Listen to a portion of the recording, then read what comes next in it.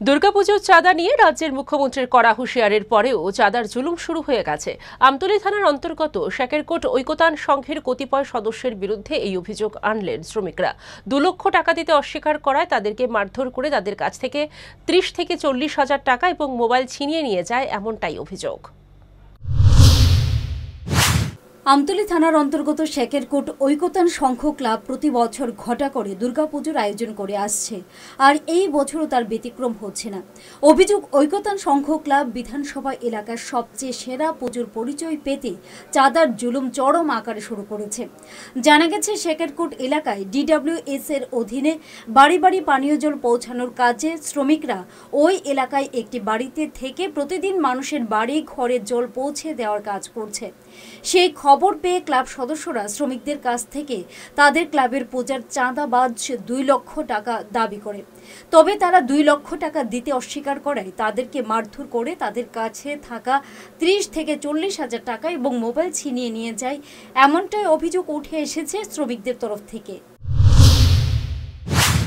ঘটনাটা আমরা শেয়ারকুট সনকলা দীর্ঘ প্রায় 1 মাস ধরে আমরা কাজ করতেছি, DWS এর কাজ, ঠিক আছে, এটা সরকারি কাজ, ঠিক আছে। তো আমরা বাড়ি বাড়ি প্ল্যাটফর্ম বানাই, জলের সাপ্লাই লাইন দিতেছি, দীর্ঘ 1 মাস ধরে করতেছি, কোনো অসুবিধা হতেছে না, কোনো প্রবলেম হতেছে না।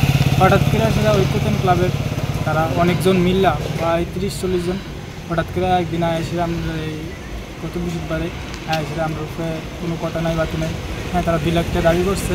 আর আমরা ইয়ে করতেছি, তারা আমাদের গাঁয়ে সেটা সবার গাঁয়ে যেমনি আছে এমনি টর্চার করছে। কেউ মায়েরা হাতে হাত মাত্র একটা সিঁড়ি টিলে আছে, কেউ মায়েরা প্রায় খুব অবস্থা, আমরা ঘুমাইতে পারতেছি না, মানে যন্ত্রণা তো দেহার মতো না, আমাদের পুরো শরীর ব্যথা করতেছে। তাদের দাবি কি? তাদের দাবি প্রায় 2 লাখ টাকা দাবি করছে তারা।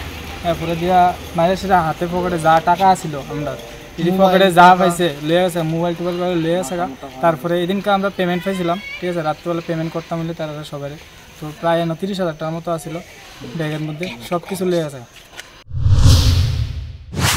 ক্লাবের পক্ষ থেকে শ্রমিকদের হুমকি দেওয়া হয়েছে, যদি তারা 2 লক্ষ টাকা না দিতে পারে তাহলে তারা এই এলাকায় থেকে কাজ করতে পারবে না এবং শ্রমিকরা যে বাড়িতে ভাড়াটিয়া হিসেবে থাকতো সেই বাড়ি থেকে তাদেরকে বের করে দেওয়া হবে। তারা জানিয়েছে, মারধর এবং লুটপাটের ঘটনায় সবাইকে না চিনতে পারলেও ক্লাব সদস্য অরূপ, কুডু, সুকেশ, সুরজিৎ এবং অভিজিৎ এই ঘটনার সাথে যুক্ত রয়েছে। তারা 4-5 জন আসিল, আমাদের অনেক টর্চারিং করছে। তারপরে 1-2টা বিষয় নিয়ে তারা ফ্লাট করতেছে, আমাদের অনেক রকমের থট দিতে আছে। তারা 2 লাখ টাকা দিতে হইব। এর মধ্যে 4-5 জন আমরা চিনি বা সোশ্যালের থেকে নাম টাম বাই করছি, যেমন হোক।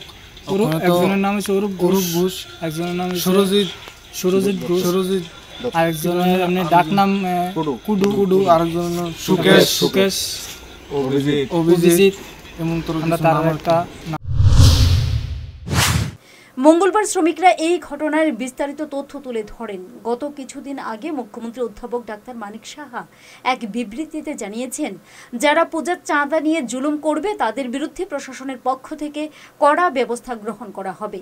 কিন্তু এখন দেখার বিষয়, ঐকতান সংঘের বিরুদ্ধে প্রশাসন কী ব্যবস্থা গ্রহণ করে। Bureau report, headlines Tripura national.